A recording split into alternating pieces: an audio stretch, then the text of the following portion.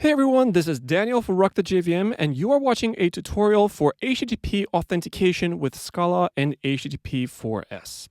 Http4s is one of the most powerful libraries in the Scala ecosystem. It's based on Cat's Effect, and it's part of the Typelevel stack, and we're going to use Http4s to implement 4 ways of authentication for HTTP services: simple, digest, session, and with JWT tokens. Now, Http4s can be a daunting library to get started with, and it obviously assumes that you are quite versed with Scala itself, obviously, and with some Cat's Effect. So if you have some basics of Cat's Effect and Http4s, you should be good to go for this tutorial to follow along as I'm writing code on camera. I talk about Cat's Effect and Http4s in other videos as well, and I also teach them in courses at length. And my biggest such course is called the Typelevel Rite of Passage, which includes every major library in the Typelevel ecosystem, where I build a full stack product with credit card checkout that I actually deploy on camera to my own domain, and it's my biggest course yet, by far. So if you want, you can check it out. I'm going to leave a link in the description to this video. The tutorial that you're going to follow along also has a written form at the blog, which you can also find in the description to this video. So as always, if you want to make the most out of this video or of the article, just write code with me, and whenever you need to refresh your memory, just refer back to this video or to the blog article. Okay, so without further ado, let me get back to my old dev environment. I have a little Scala object here that I'm going to turn into an application. Now, the usual way to turn Scala applications is to define a main function, but I'm going to write a Cat's Effect application, so I'm going to extend IOApp. .simple. So IOApp is a type from Cat's Effect that I'm going to automatically import from Cat's Effect. If you go to build SBT, you'll have the library definitions that I'm going to use for this tutorial. You can find them on the blog article right at the beginning of the article. If you want to follow along, you can paste that build SBT content in your own project. Okay, so I'm extending IOApp.simple, and I'm going to override the run method, and that is going to be the equivalent of the main function, but for Cat's Effect. Right now, I'm going to use io.unit. I'm going to simply run this. So I'm going to import IO, so I'm going to import Cat's Effect everything. I'm going to also show you a bunch of other imports that you will need for HTTP4s. Now, I'm going to start with a plain HTTP4s server, and then I'm going to show you how we can do authentication for endpoints. Now, the HTTP4s imports are not really that obvious unless you are very versed with HTTP4s, in which case you'll essentially do them by hand and by heart.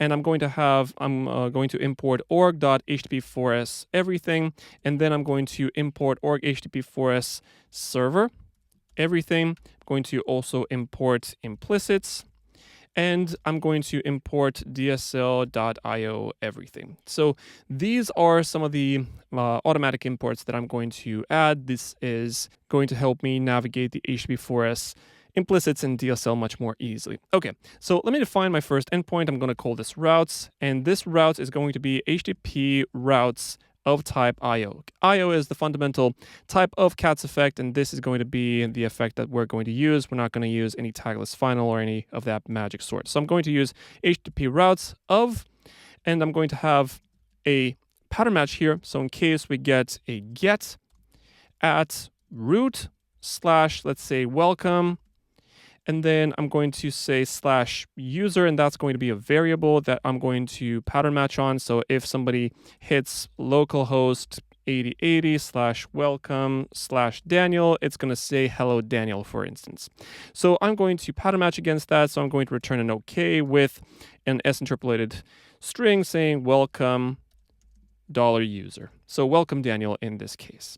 This is a very simple endpoint, and I'm going to instantiate an HTTP server that is going to use these routes. So I'm going to use Ember server builder, and we're going to follow a builder pattern. So Ember server builder, so I'm going to have org HTTP4s Ember server, and I'm going to use star here. So Ember server builder, default of type IO, so that we don't use any fancy tagless final. I'm going to say with host, and I'm going to have my 0000 or local host, and I'm going to prefix that with an IPv4 interpolator. And IPv4 is a custom interpolator that we're going to import from a library that Http4s is dependent upon, which is Comcast. So I'm going to say com.comcast IP4s star, and this adds a little DSL for us to write something like this, which is pretty nice. And then I'm going to have with port, when I'm going to have a port interpolator with 8080, let's say, and I'm going to have with HTTP app. And with HTTP app, I'm going to use my little routes. I'm going to say routes or not found. So I'm going to automatically return a 404 if the path doesn't match. And then I'm finally going to do a build. And that is going to be my resource. So this Ember server builder is going to be a resource that I'm going to then instantiate in my run method. So I'm going to take this out and I'm going to have my server. And that's going to be my Ember server builder. Now, the run method is going to be server.use. Now, for those of you who know Cat's effect, server is a resource, and when you call the use method, you'll return an effect.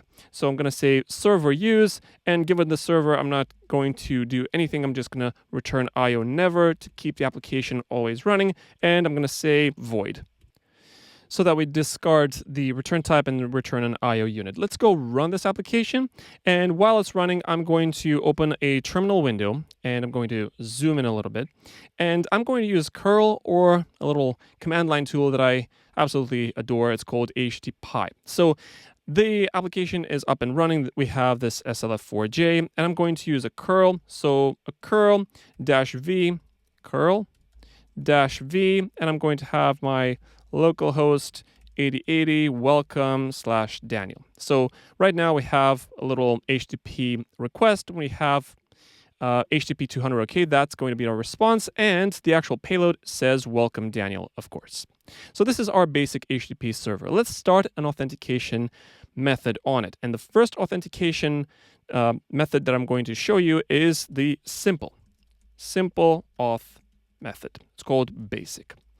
Okay, now for that, we're going to need a user case class so that we have a data structure that signifies somebody that is being authenticated. So I'm going to have a case class called user, and I'm going to have an ID, which is a long, let's say, and a name, which is a string. Obviously, for your application, this might be a little richer than that.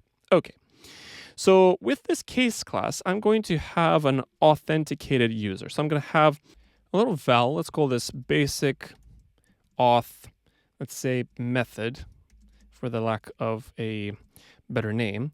And what is a basic auth method? This is going to be a function that takes a request, and in HTTP4s it's called a request IO because it's built on tagless final, so we need to add a type argument IO here. And given a request, we're going to return a response, and the response is going to be an effect which is wrapped in IO. And the contents of that effect is going to be, let's say, an either of string to the left and user to the right. So if the user has been authenticated, we're going to return a valid user data structure. If the authentication failed, we're going to return an undesirable value, which is an error type. We're going to signify that as a string. This is why we're going to return an IO of either a string on the left if the authentication was not successful, or the user on the right if it was successful. Now, this sort of function is called a Kleisli. So this bears the fancy name of a Kleisli. And a Kleisli has an effect type, which is in our case IO, the input type, which is request IO, and the response type, which is either string user. In other words, the content of that effect unwrapped. This Kleisli is the data structure that we need. So Kleisli signifies a function from request IO to IO of either string user. So this is equivalent to a Kleisli. Now, HTTP4s operates with this Kleisli data structure because it's more general. So in general terms, a Kleisli of FAB is equivalent to a function A to F of B. essentially. So in much more general terms, a Kleisli is something that is equivalent to a function, and Kleislis are monadic data structures, and they can be composed and so on and so forth. I discussed this in the Katz effect course in far more detail. Now, we're not going to deal with this Kleisli too much. I'm going to simply use the Kleisli constructor in Katz effect. So I'm going to say Kleisli. Now, Kleisli needs Katz data, so I'm going to return or import Katz data Kleisli. Kleisli apply has an FAB that has a function as an argument, so I'm going to have a Kleisli dot apply on IO request IO and either string user, and I'm going to help the compiler here. So Kleisli apply. You can also define this as the return type of this value if you want. And given the request, we're going to return an IO of either string user. And this is the authentication auth logic here. And the auth logic takes the request and parses the headers. Now, I'm going to have my auth header as request headers get, and we need the type argument A for the appropriate type, and that header is called authorization. Now, authorization is something from org Http4s headers, and every important header has its own type. So Http4s is very type strong in that case. Okay, now the auth header is an option, so I'm going to pattern match against it. So auth header match, and in case we get a none, then the authentication obviously failed because there is no authorization header in the HTTP request. So in case we get a none, we're going to return an IO of a left with, let's say, unauthorized with 2 exclamation marks. And in case we get a sum, we need an appropriate value. And the value is called authorization with basic credentials, and I'm going to import basic credentials with creds, let's say. I'm going to have an IO with a write because we need a user here. So we have an IO with a write with a user, and we need the identifier, and let's say we get the user with ID 1, and this would ideally be something that you fetch from the database. So fetch from DB for the basic credentials that you obtain from the HTTP request or something like that. And then you will have creds._1, and that is, for example, the name of this credential. So basic credentials simply wraps, where is that? Basic credentials. We need the unapply, and that is going to be an option string. So we have a pair here, and the first is your user identifier, which is the username. Okay, so creds_1 is my username. And in case we get a none, we get an IO left unauthorized. And in case we get a sum whatever, I'm going to return an IO left. Let's say no basic credentials. All right, so if we get a none, then we have no credentials whatsoever. In case we get a sum with the inappropriate value here, we have no basic credentials, and otherwise we have something that is authenticated. So this is the basic authentication logic. Now, how do we insert this basic auth method into our server? We will need to build a middleware. And middlewares are something that I discuss in another video of Http4s, and I also discussed this in the Typelevel Rite of Passage course. A middleware is something that sits in between the server logic, which is the parsing and the manipulation of the paths and basic requests, and the final responses that are being issued from the Http4s server. And this middleware is essentially sitting inside the logic of the server. Now, we need a user auth middleware, so I'm going to have a val user basic auth middleware. And this is an auth middleware. This is pre-built in Http4s with IO and user. These are the types that we're going to use. So this is the effect type, and this is the data structure that is going to be parsed. And for now, I'm going to keep it as question marks. So normally you would do something along the lines of auth or auth middleware with basic auth method, but that is not really enough for auth middleware. We also need to supply what is called a onFailure handler. So onFailure here, which we're going to report just now. So I'm going to have my val called onFailure. On failure will have a very weird type. It's called auth routes. And auth routes will have a string to IO. Now, auth routes with string and IO is just a type alias, which is a Kleisli. Now, the Kleisli has the effect type first, and this is an option T, which is a very weird data structure. I talk about monad transformers and option Ts in the CATS effect course. You don't really need to concern yourself with that just now. The auth request is the input, and the response F is what you return at the end of the logic here. So let me show you how you can build this auth route. Because it's a Kleisli, I'm going to have a Kleisli. So I'm going to have a Kleisli constructor, which has the request, which is of type auth request with type IO string. So IO string. So I'm going to wrap that as an argument. And because this is an authentication error, I'm going to return an unauthorized response. So I'm going to have response of type IO with status equals status with a capital S unauthorized. Now, this response IO needs to be wrapped in an option T. Now, the reasons why we need an option T are a little bit more involved. Just don't worry about those right now.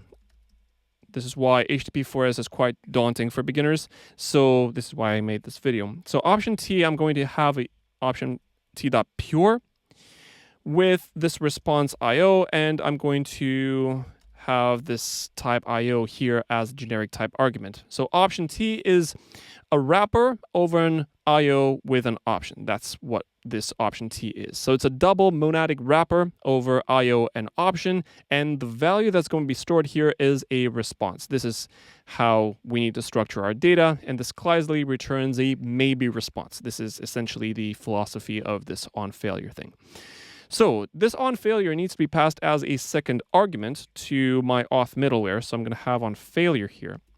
And this basic auth middleware now is a piece of logic that we can inject in our little server. So we can wrap our little endpoints into this user basic auth middleware. Now, in order for us to do that, we will need to change our little routes a bit, because we are not going to say /user, but rather as user. So the Http4s server will try to fetch the HTTP headers and return the user data structures that we can use it later in our application level logic. So I'm going to have my little, let's call this auth routes.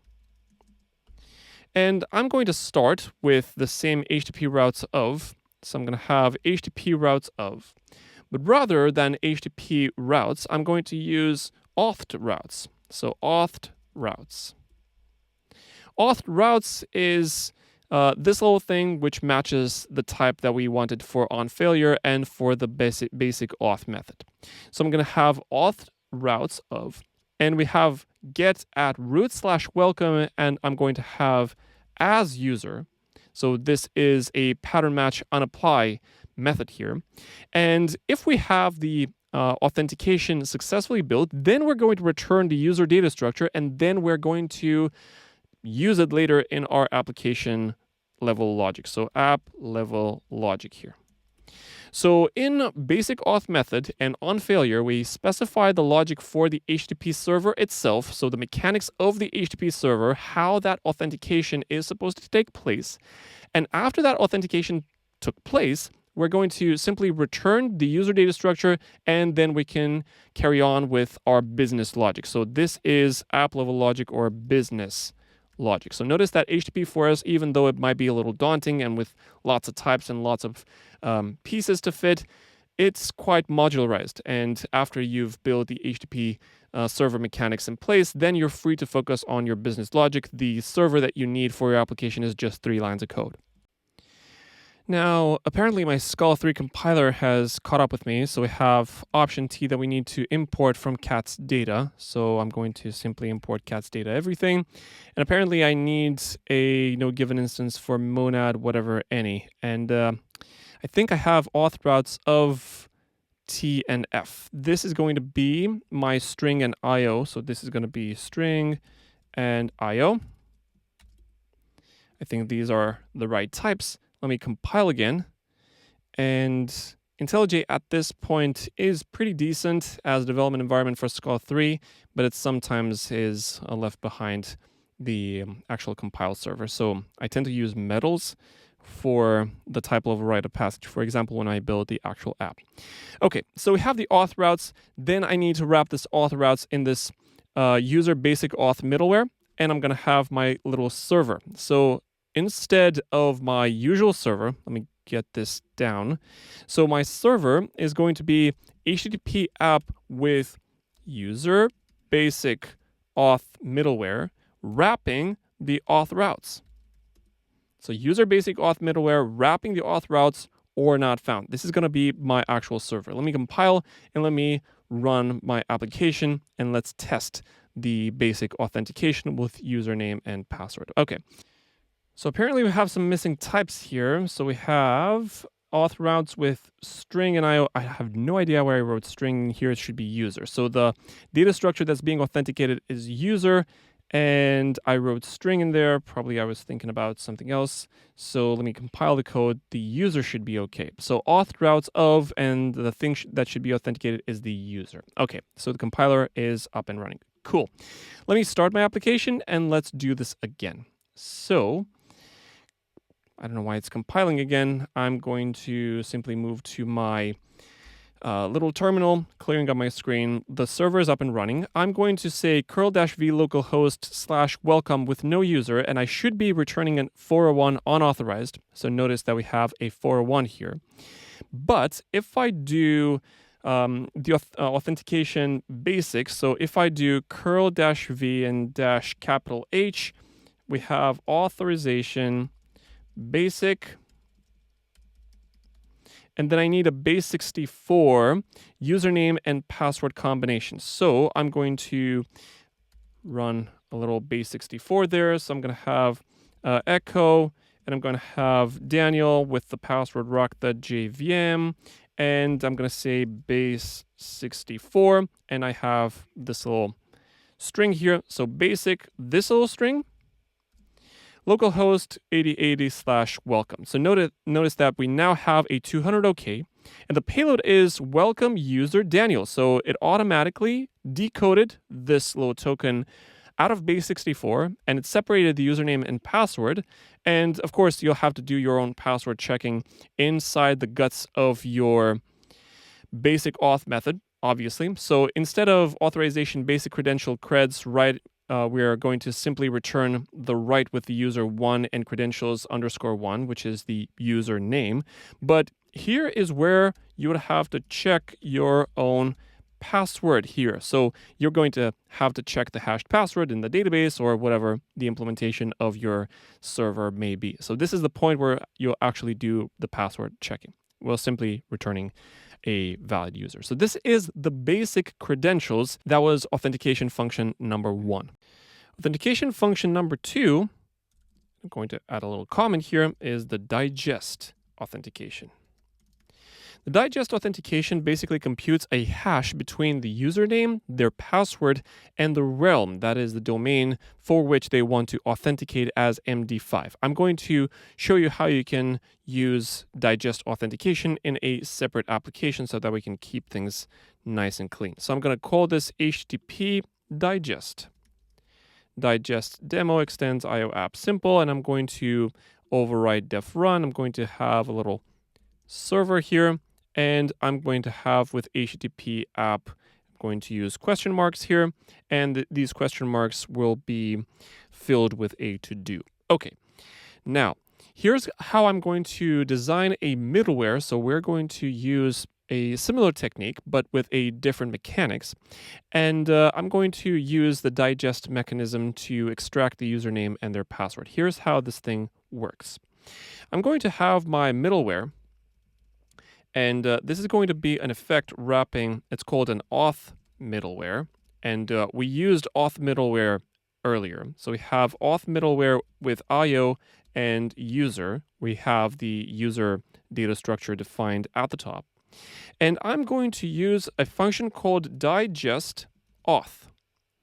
Digest auth is a built-in functionality in Http4s. And digest auth, we have apply, and I'm going to use applyf. Applyf is something that takes an effect type. So we have the effect type IO and the data structure that signifies the user, which is in our case, obviously IO and user.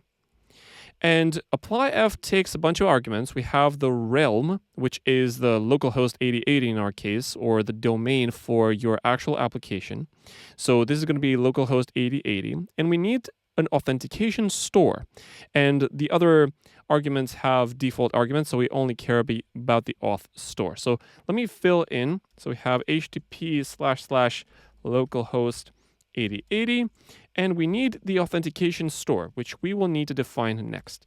So I'm going to have my auth store, and my auth store is going to be an MD5 hashed auth store, which contains a search function in your persistent store and returns a hash of the user if this user exists in your database. Now, this MD5 hashed auth store has an apply method that takes a function from the username to an effect that returns an option. So essentially, if the user exists in your database, you're going to return an effect wrapping that particular user which you found, along with the hash of that particular user, the realm, and the password. So this is going to be the digest. That's why the method is called digest. If the user doesn't exist in your database, you're going to return an effect wrapping a none. That's why we have this signature here. So this MD5 hashed auth store will have a search function, and my search function is going to be a function from string to an IO that wraps an option.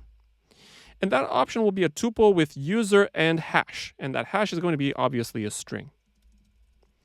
Now, my search function is going to be the bread and butter of whether this user exists in my database or not. And this auth store will be then passed as an argument to this middleware. Okay, so the search function is essentially the logic of querying my database for my user. So this is where you would actually interrogate the database and get your user. If the user exists, you're going to have to create a digest, and I'm going to show you how you can do that. If the user doesn't exist in your database, you're going to return an IO with none. That's how we're going to simply do that. So I'm going to have my user.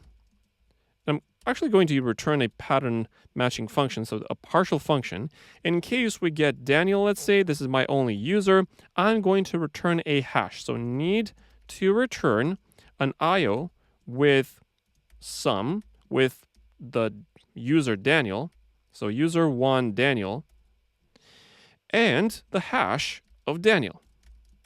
Okay, how am I going to do that? Well, I'm going to run a for comprehension. So for, let's say, user in IO pure with user with Daniel and the identifier 1L, let's say. So 1L and Daniel, this is my search in my database. Or instead of a pattern match, you would try to find the user in your database.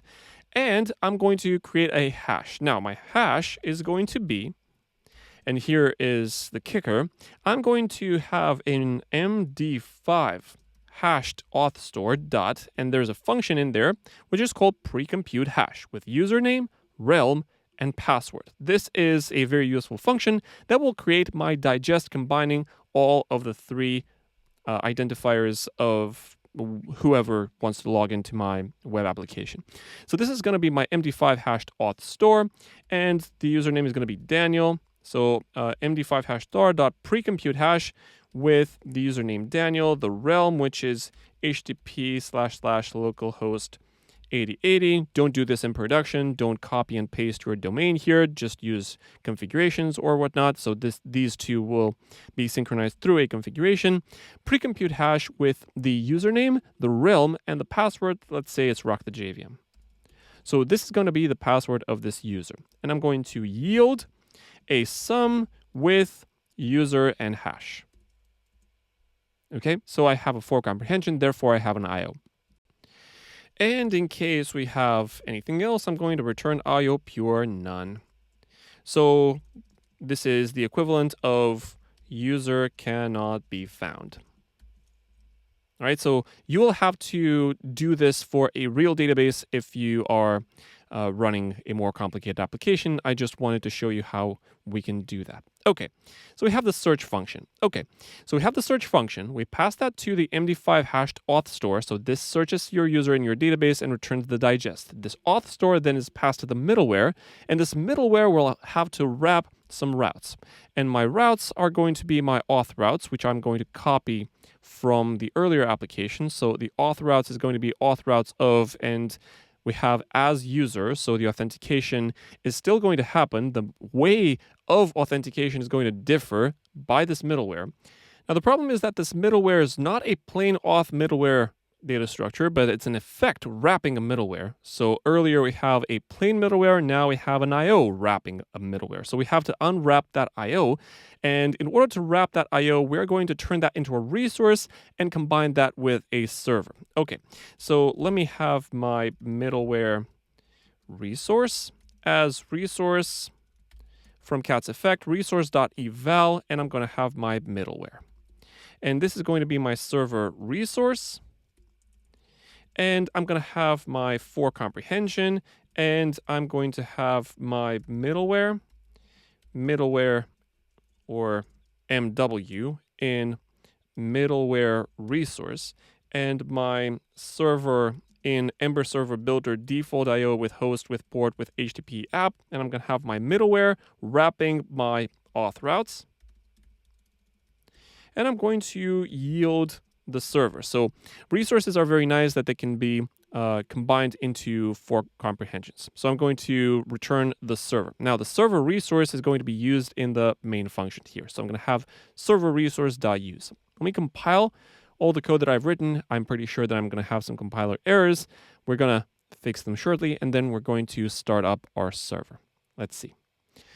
All right, so as we can see, we have some compiler errors, ambiguous given instances, both method cats instances for vector, cats monad for tailrec.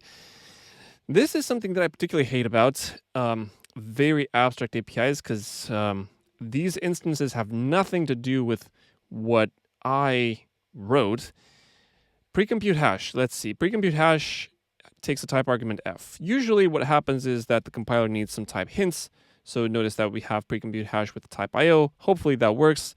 And we have cat's data Kleisli to option T, whatever.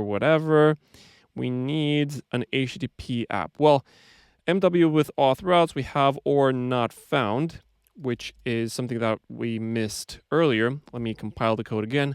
Hopefully that should do the trick. Usually what the compiler needs is some type hints so that it doesn't have to search through implicit resolution too much. So notice that now the code compiles. Let me get back my application. Let me stop it because I have a new one that I want to work through. So I'm going to have HTTP digest demo. I'm going to start this one instead. Okay. So at this point, we have a new server up and running, and I'm going to have my curl-v, and I'm not going to have my -h because the authorization is not going to be a basic authorization. I'm going to use the digest. So I'm going to have my -v localhost 8080/welcome. If I do that, we're going to have a 401 unauthorized, which is absolutely expected. If I do curl-v and then --digest, so I'm going to instruct curl to use the digest authentication. I'm going to use -U, Daniel, and Rock the JVM. This is how I need to specify it in curl. Notice that at this point, we have a bunch of stuff. So this is a multi-part process. So notice that we have the initial request. Then we have an 401 unauthorized, but we have a www authenticate digest with 8080. And we have some seeds here so that we can do the hashes correctly. And then we have another HTTP request with username Daniel, realm localhost 8080, and with the nonces and so on and so forth so that the MD5 can be computed correctly. And finally, we have a 200K. So notice that this is a multi-part process, at the end of which we have a welcome user 1 Daniel. So our authentication worked successfully with this MD5 digest-based authentication. That's number 2. Number 3, sessions. Here's how sessions and session cookies will work. The first step is that the user will log in with username and password. Number 2 is that the server replies with a set cookie response header, and it will give you back a uniquely generated string that you will then later use for subsequent requests. So 3, user will send further HTTP requests with that cookie. Now, that cookie will be sent automatically by the client, and the server will accept or deny requests based on whether or not the client has successfully sent the cookie along with the HTTP request. So this is the general quote-unquote algorithm that will allow us to do that. Now, I'm going to create an object. I'm going to call this HTTP session demo. And this again extends IO app simple.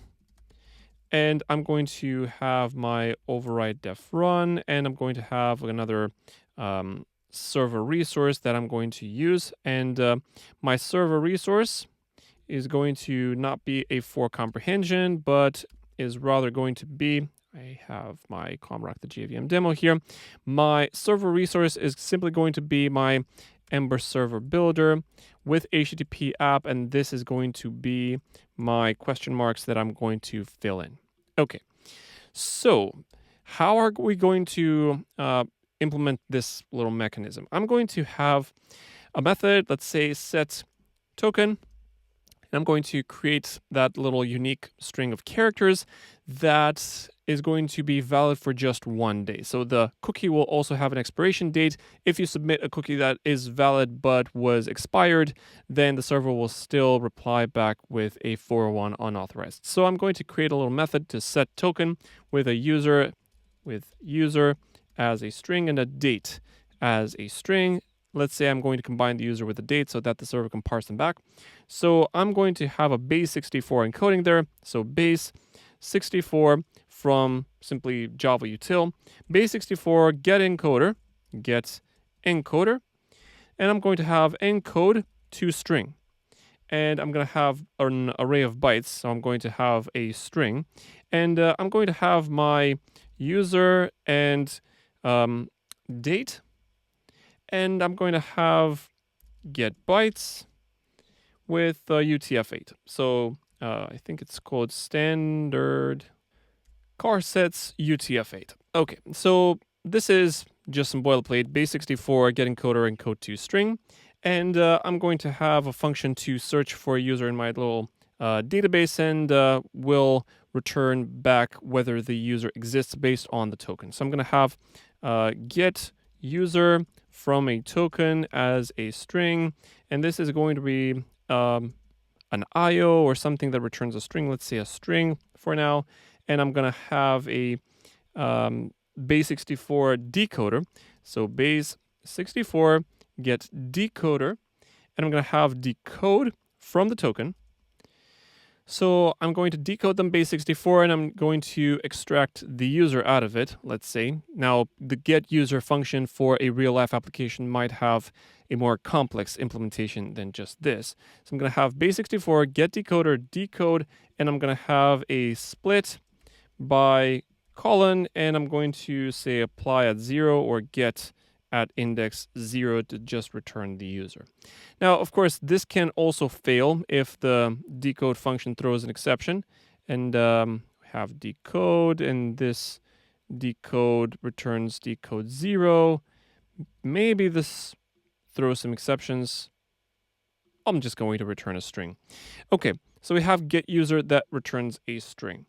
If this whole construct throws an exception, you might return an effect, or you might return a try, or something like that. I'm simply going to return a string to keep types super simple. Okay, now let me create my auth routes, and I'm going to have my same auth routes. So I'm going to have auth routes of user IO, and I'm going to say root welcome as user, and I'm going to have OK with welcome user, and I'm going to set their cookie if they manage to be authenticated. So I'm going to have map. This is going to be an IO with the response. So I'm going to map that IO, and I'm going to say underscore and I think my compiler has fallen behind. Simply going to use add cookie, and the type is response cookie that I need to import. Hopefully that works. So response cookie, and the name of that cookie is session cookie. You can name it however you want. You are going to parse that when you receive a further request. So session cookie, and the value of that cookie is, let's say, set token with user.name and the date of today, let's say. So I'm simply going to have a today as a string, and I'm going to have local time from Java time, and I'm going to have now, and I'm going to have toString, let's say. So I'm going to have today. So this is going to be my response cookie, and after set token, I can decide an age of that cookie, so an expiration time. So max age is going to be sum with 24 hours. So I'm going to have a 24 times 3600. That's going to be the total time in seconds that the cookie will be valid. So I'm going to have it valid for just 1 day, let's say. Obviously, you can configure that. You can set a different value if you want. Now, I'm going to do something very shameless, and this auth routes are going to be my so-called login endpoints. And I'm going to specify some other endpoints that will need the session cookie to be used later. Now, in order for me to actually successfully log in, I'm going to use an authentication method that we've defined earlier. For example, I can use this digest mechanism. So I'm going to copy the search function, the authentication store, and the middleware. So I'm going to shamelessly copy those. And going to have a comment here. And this is going to be my digest auth method. So we have the auth store, the middleware, then we're going to have the middleware resource.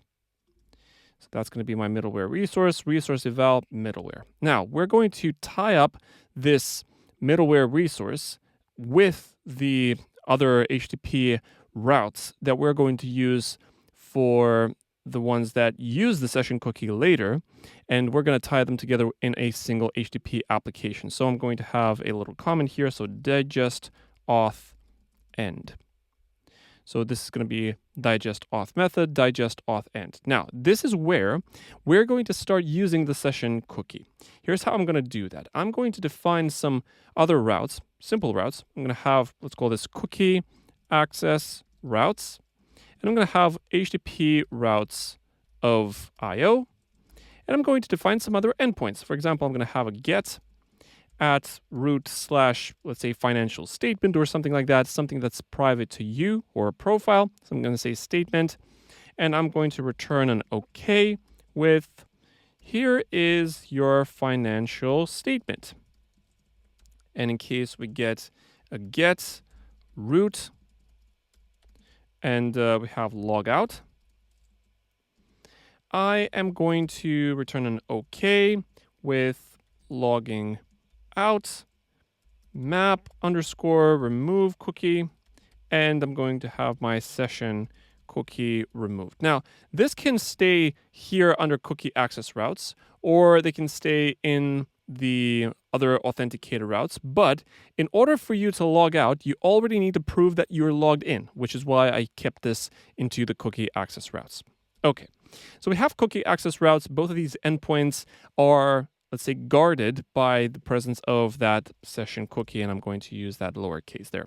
So this cookie access routes will give you back a 401 unauthorized if you cannot successfully prove that you have the cookie set up in your client, which is, in our case, the browser. Okay, so we have cookie access routes. Next, we need to prove that the user has a cookie. Now, in order for us to prove that the user has a cookie, we need to specify some server mechanics to decode the cookie from the HTTP request. So I'm going to wrap an HTTP app, which is something that we pass into the server, into another HTTP app. So I'm going to call this cookie checker app.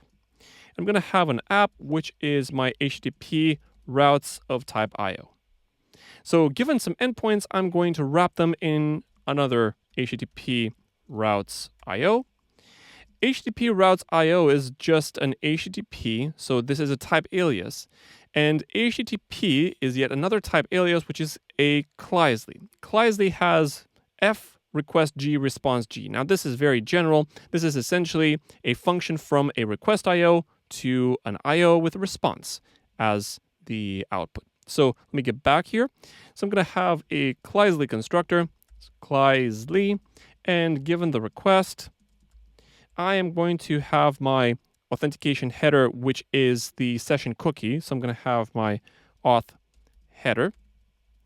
And this is going to be request headers get of type cookie. Now, cookie needs to be imported from org http4s. Let me go at the top. I think I have. Where is that? We don't have the headers yet, do we? So I'm going to import org http4s headers, and I'm going to import cookie. Right, so rec headers get cookie. This is going to be an option cookie. So option cookie. Good. Now, with this option cookie, I'm going to wrap that into a response. So I'm going to use a monad transformer because HTTP4s has some very weird wrapping types. So this is going to be a good use case for monad transformers. So I'm going to have an option T, lift F, and I'm going to take an IO, and I'm going to return an option T with F and that particular type. So I'm going to have lift F, and the argument of that is going to be the auth header. This is going to be an option, remember. So I'm going to turn this option into an IO of a response, essentially. So I'm going to have auth header dot fold, and the types are going to be a little different. So fold, I'm going to return an OK with no cookies. So this is going to be my response by default. And if there is a cookie, I'm going to return another kind of response. So I'm going to have the check a function whether that cookie is valid. So I am going to define a function check session cookie, which takes a cookie as an argument, cookie. And this is going to be an option of request cookie. I'm going to keep it unimplemented for now. The request cookie is something different. I'm going to use that from org http4s. Now, the request cookie is something that has already been parsed. So I'm going to have check session cookie on that cookie that has been parsed, or rather retrieved from just the HTTP header. Again, I'm going to do a fold. I'm going to say OK no token by default. So if there are no cookies, I'm going to return an OK with no cookies. If the check session cookie returns a none, I'm going to return no token because the cookie doesn't contain something that is useful for me. And in case we do have a token, then I'm going to try to retrieve a user based on this token. So get user, I think we have get user function here. From a token returns a string, which is the actual username. This is what we want. So I'm going to have get user with that token. Now, get user with a token returns a string, which is too loose if I think about it, because this get user might not return a user. So I'm going to return an option string. I'm going to have base64. I'm going to say try base64 this thing to option. And in case we don't have a user, then I'm going to return a none. So I'm going to do another fold. So another fold I'm going to have with OK with invalid token. And in case we get a user, which is the actual value that we want, I'm going to return the actual app. So I'm going to return the app here. So app or not found, run on the original request. So I'm going to say request. And I'm going to modify its path. I'm going to say with path info. So I'm going to essentially redirect the original request to /statement /the user. So essentially, in this case, the request passed the challenge with the cookie in this case. So with path info, I will need to create a little method here. So I'm going to have a def, let's say, modify path.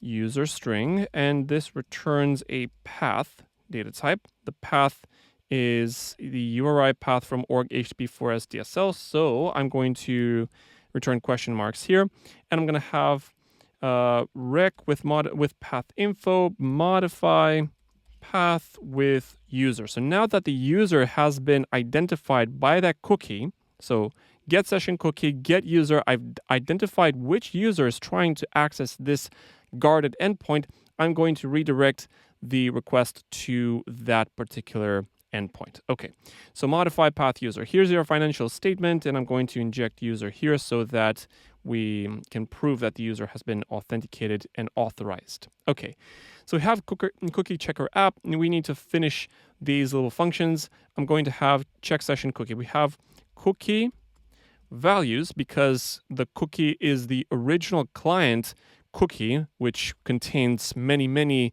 key value pairs. So I'm going to have cookie values to list, and I'm going to have find with underscore name must be equal to session cookie. Session cookie with a lowercase c. So cookie is the original client cookie, which contains all the document cookies, and the request cookie is just one key value pair. This is a plain collection search. Now, modify path is URI path from string, and I'm going to say from.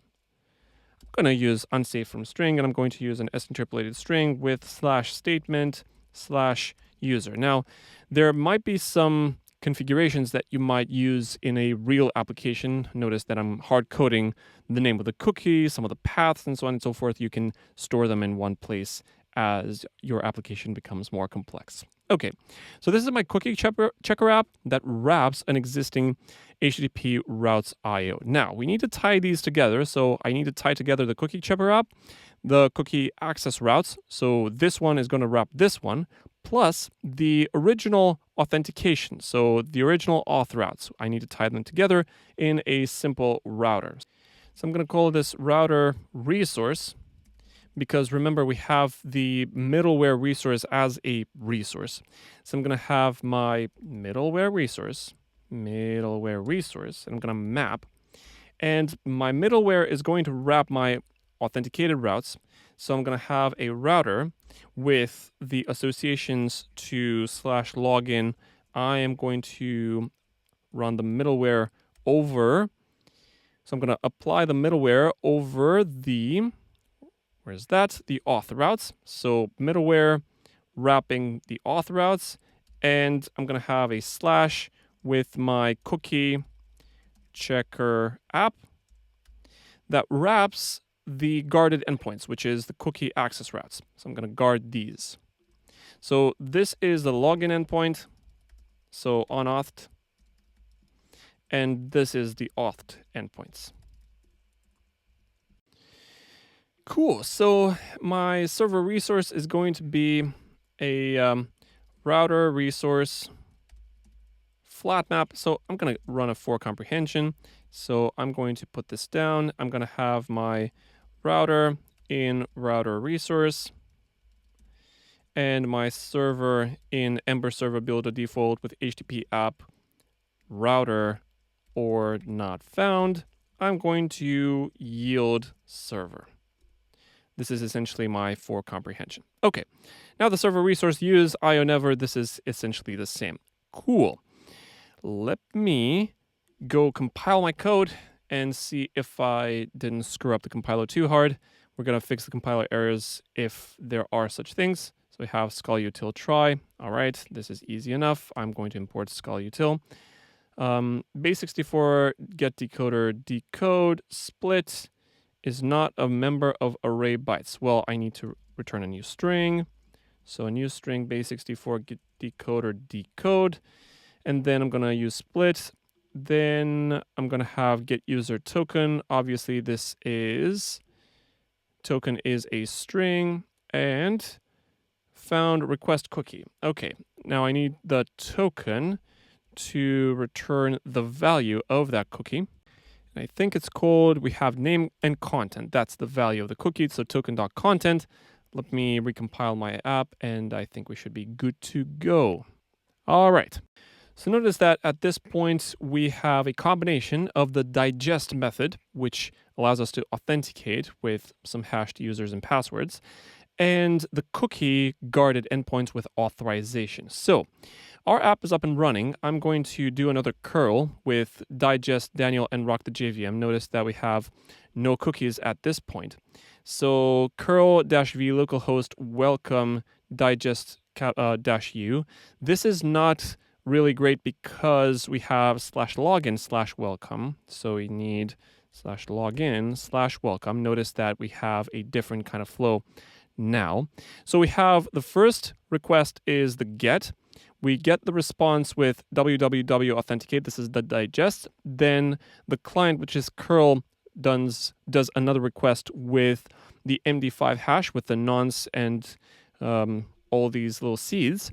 And we get a final response with set cookie. We have session cookie equals, and this is our unique token. This is the thing that we will use to authenticate and authorize for the guarded endpoints. So this is our response. So the first part of our little application works successfully. Now, let's do a curl with one of the guarded endpoints like statement/user. Okay.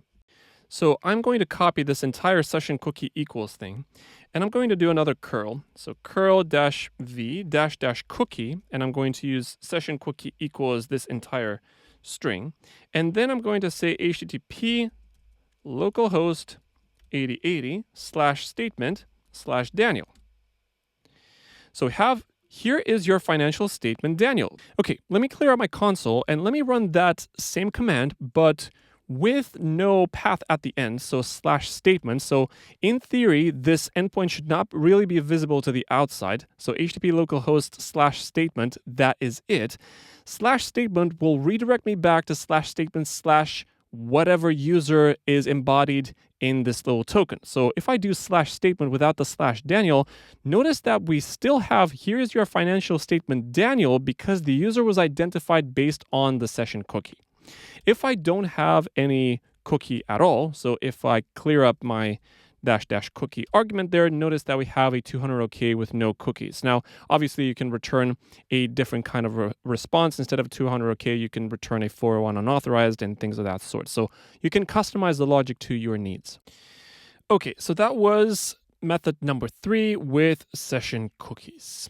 Okay, method number 4 is JWT, that is JSON Web Tokens. JSON Web Tokens are essentially strings encoded as JSON. So this JSON object can contain a variety of fields that you can use for authorization, for role-based access control, for a variety of logic pieces in your application. So JWTs are far more flexible than mere strings because they're structured, and you can use type-safe versions of JWTs in your application, especially if you have JavaScript on the front end.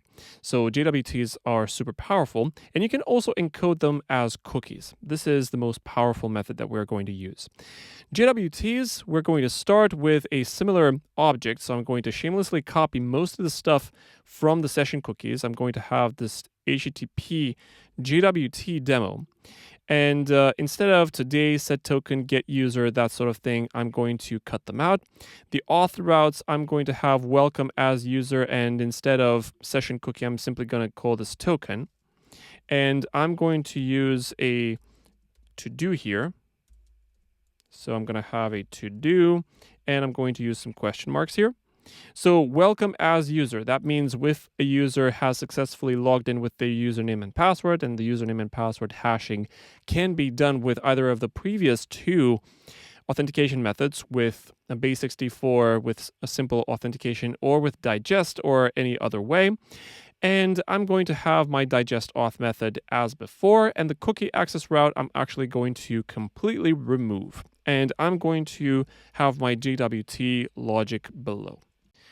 Now, JWTs are super powerful, and we can spend an entire video just discussing JWTs and how you can customize them and how you can configure them. I'm just going to hard code essentially how you can build a JWT, and then you can customize it for your own application.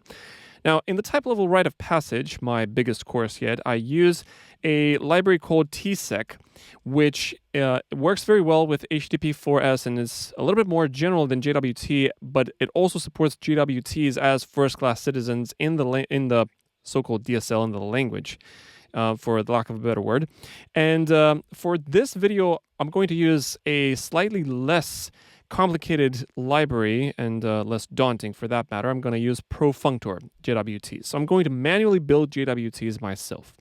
Now, JWTs are built on claims. Now, claims are these little fields in the JSON token that will specify whatever you want. For example, you can specify the roles or the permissions in your applications. Let me define a claim. I'm going to have a claim as a JWT claim, and the JWT claim will be imported from PDI JWT. This is a little library that we've added in our build.sbt.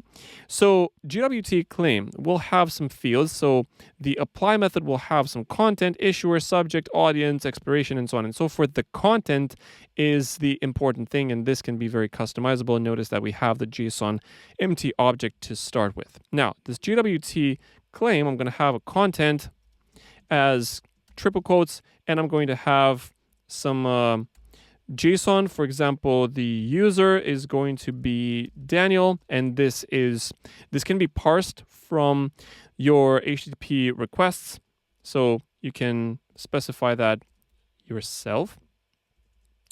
So we have user Daniel. Then I'm going to have my, let's say, permissions level to be basic. Now, this level field and this user field are completely custom to me. You can name your fields however you want. You can specify any sort of fields. You can have nested arrays and so on and so forth. I've just defined these two because these are relevant to me. We have the username Daniel and permission level basic, let's say. And the expiration date needs to have, so expiration as an option. So I'm going to use instant from JavaTime. So we have instantiation error. Come on, man. So we have JavaTime, local time, and I'm going to import instant. So let me go back to my code. Quite a bit of code in this video. So instant.now, and I'm going to have plus seconds. So plus seconds. And let's say I'm going to have 10 days. So 10 times 24 times 3600, and that is going to be the moment that this JWT will expire. And I'm going to have get epoch second, so that we turn that into a long. And I'm going to have my issued at, so issued at some instant now get epoch second, so that we can validate the emission time of this JWT. Okay. Now, the fun thing about this JWTs is that they are by default encrypted. So I'm going to have an encryption key, which usually is to be configured. So the encryption key is usually stored somewhere safe in your production application. And the algorithm is going to be JWT algorithm that I'm going to import from PDI JWT. And I'm going to use and there are a bunch of them. I'm going to use HS256. So this is HMAC SHA256. HMAC is hash-based message authentication controller, something like that. And S comes from secure hash algorithm, 256 bits. That's, if I remember correctly. Then I'm going to have my token. This is the actual encoded, that is encrypted JWT. So I'm going to have my JWT SIRC. I'm going to use the SIRC library to encode this JWT. I'm going to have encode with claim, key, and algorithm. So JWT SIRC, this is actually going to be a string. So encode is just the string that you're going to send back to the client, and also the string that you will then later decode. Okay, that's the thing.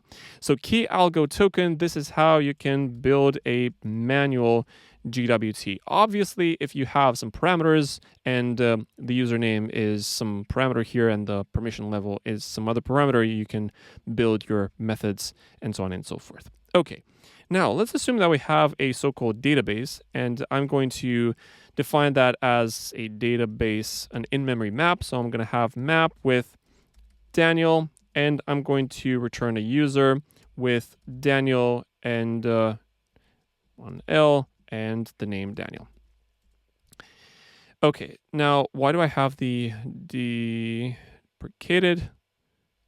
I have no idea why the apply method is being deprecated. Whatever. It might be an IntelliJ bug or something. So we have the database as an in-memory map, and I'm going to use this in-memory map to find the user in my so-called database, and if I found it, I'm going to create a manual JWT. Let me define this claim as a method. I don't really like hard coding stuff. So user as a string and perms level as a string, and I'm going to use an S-interpolated string. I'm going to return the quote with user and perms level. It's not that hard to build a little method rather than hard coding stuff all the way. So, okay, we have our little database. Then we have the function that will identify a user based on the JWT token. So I'm going to have an authenticate or authorize function, and I'm going to use a query function here. So I'm going to have a JWT token, and I'm going to import that. So JWT token to a JWT claim, and the JWT claim will then be parsed into an IO option user. Okay, so I'm going to have my token, claim, and then I'm going to decode the claim's content. So the JWT claim is going to have a plain string as the content. I will need to decode that into a case class, which I then need to define. So a case class, I'm going to call this token payload. I'm going to have my user as a string and perms level as a string. So this token payload can be anything you want and can be very specific to your application.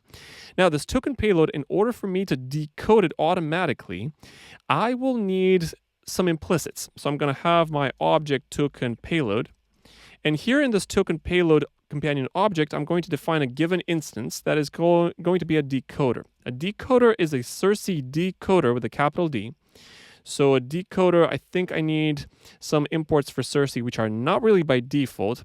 So I'm going to import IO Cersei star and IO Cersei parser star. So this is for the manual parsing of case classes from JSON strings. All right, so I will go back to my token payload given decoder. This is going to be a decoder of token payload. And I'm going to have a decoder dot, and there is a function called instance.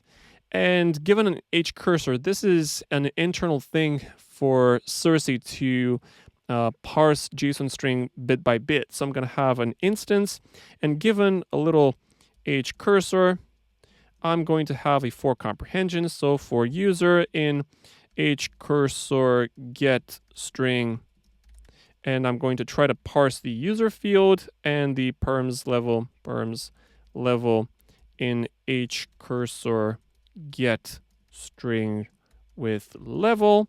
I'm going to yield token payload with the user and perms level. So notice that I'm going pretty low level with this JSON decoding with the user and permissions level. All right, now with this decoder, then I can parse that claim automatically. So I can say decode. There is a function called decode from Cersei. So decode with a type for which there is a decoder in scope. So I'm going to decode the type token payload. And this is going to be an either. So I'm going to have a match for case left. And that is going to be an error. So I'm going to have an IO none. And in case we get a right, case right with some payload, I'm going to return an IO with database get payload user. So from the payload here, the token payload contains the username that I'm then going to return from the database. So from the JWT token, I'm going to extract this JWT claim, which is the content. And from that JWT claim, I'm going to attempt to identify the user in my database. That is the idea. Okay, so database get payload.user. Okay, this is going to be an IO option user. Now with this authorized function, I'm going to put that in my HTTP server logic. Now, in order for me to do that, I'm going to define my middleware. Middleware. This is going to be a JWT auth middleware. Now the JWT auth middleware needs to be imported, so I'm going to hit Control Space here. JWT auth middleware is from dev-profunctor. So JWT auth middleware needs to have some type arguments, IO and user. So this is going to be the effect type and the data structure that is going to be authenticated. And I'm going to have my JWT auth. This is going to be the actual algorithm. So I'm going to have JWT auth dot, and the JWT auth needs its own type. Let's go all the way to the top. Let's see. So PDI JWT, I'm going to import everything. Then I'm going to have dev profunctor auth. I'm going to import everything, and then profunctor auth JWT. I'm going to import everything. Hopefully that should fix my little types there. So JWT auth. Right now I can navigate to it. So we have JWT auth. This is great. JWT auth dot, and I'm going to use hmac with the secret key that I created earlier with the key. So the same key. So hmac with the key. And the same algorithm. So algo. So the same key and the same algorithm will be used to both encode and decode my little tokens. So this is the first argument. The second argument is the actual authorized function that I have just created. Now, let me call this JWT middleware because this middleware is different from the login middleware. So we have two different middlewares, one for authentication and one for authorization. So we can use different mechanisms for authenticating first and giving back a token, and for authorization, which means validating that particular token. So you can log in, which is in this case, where is that? The auth routes. You can log in either with the digest or the basic credentials mechanisms that we've just discovered in this video, or through the payload as an actual data structure in the HTTP payload and parse them out and hash them and so on and so forth with your database. This is up to you. I've just used the digest mechanism here. And for authorization, I'm going to use this JWT middleware, and I'm going to, instead of this cookie checker app that I created in the previous example, I'm going to have another path prefix. I'm going to call this guarded. So guarded. I'm going to create another set of authenticated routes.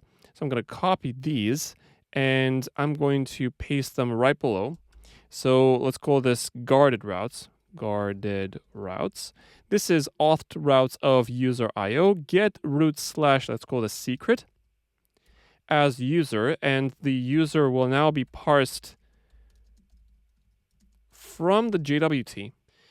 And I'm going to return, let's say this is the secret with this particular user, and I'm not going to add any sort of cookies or whatever. I'm just going to return a 200 OK.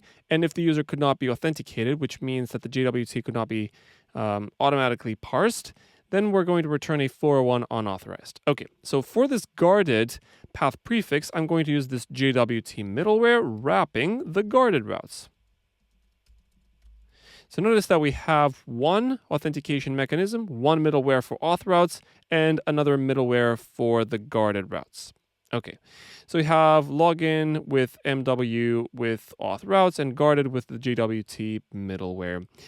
Okay, now I've written quite a bit of code, and I think I'm going to have some compiler errors that IntelliJ will not catch, at least not early. So I'm going to hit a recompile, and I'm going to wait for IntelliJ to surface out the compiler errors for me. First of all, I have a to-do here. Well, Instead of this to do, I'm going to create the JWT token for the just logged in user. So I'm going to return, what is that? I think I have a token here. So this token that I created manually, I'm going to pass myself this token. Cool. Now, this response cookie doesn't have enough parentheses, and I think we have them ready for us. So we have enough parentheses at the end of this statement. What else? We have none of the overloaded alternatives, JWT source.encode. I really doubt that. I think it's just because of the claim now, because it's a method. So the claim is going to be a JWT claim. This is what we need. So we need to pass in some arguments to this method. So claim with the username Daniel, and let's say the permission is going to be basic. Obviously, for a production application, you're going to parameterize all of these based on some HTTP request. Okay, now with this token, we can pass it as argument. So we're going to pass it here to the response cookie, which is great.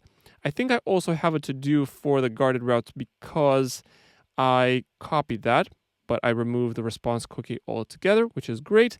And we have one more compiler error for payload user. I think it's because of this function here, decode token payload, because it obviously needs some parameters. So it needs the input, and the input is the claim.content.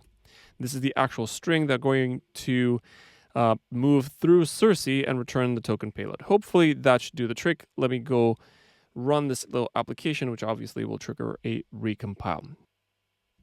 All right, so we have our server started. So remember, we are going to obtain a JWT token by accessing the login by supplying the username and password through the digest mechanism. And I think I have something like that. So I'm going to have a curl with Daniel or something like that. I'm going to have Daniel Rock the JVM. So we have curl localhost login welcome slash dash digest dash u Daniel Rock the JVM. Login has the path, I think it's still called welcome. Okay, so I'm going to run this one. I have welcome with user Daniel, and the very important thing is the set cookie. The token cookie is this JWT token. It has 3 parts. It has the I don't remember what the first part is. The second part is the biggest one. This is the claim, and I think this is a signature or something like that. I don't really remember the fundamental structure of a JWT, but this is hashed. Okay, so this token I'm actually going to copy, and I'm going to pass as argument to a further curl to the guarded endpoint. So the guarded endpoint right now needs a JWT token. So the way that I'm going to do that is curl-v localhost 8080 /guarded/secret, and I'm going to have a dash header, so dash header, and inside this header I'm going to pass my authorization header, so authorization, and for the JWT that's going to be a bearer, so bearer, and I'm going to paste the JWT token that I've just copied. Now at this point we are going to get a 200 OK. So we have, this is the secret user1 Daniel. The user1 Daniel was automatically parsed from the JWT token. So these are all the claims of the JWT. If I don't supply the authorization header, so let me cut that header out.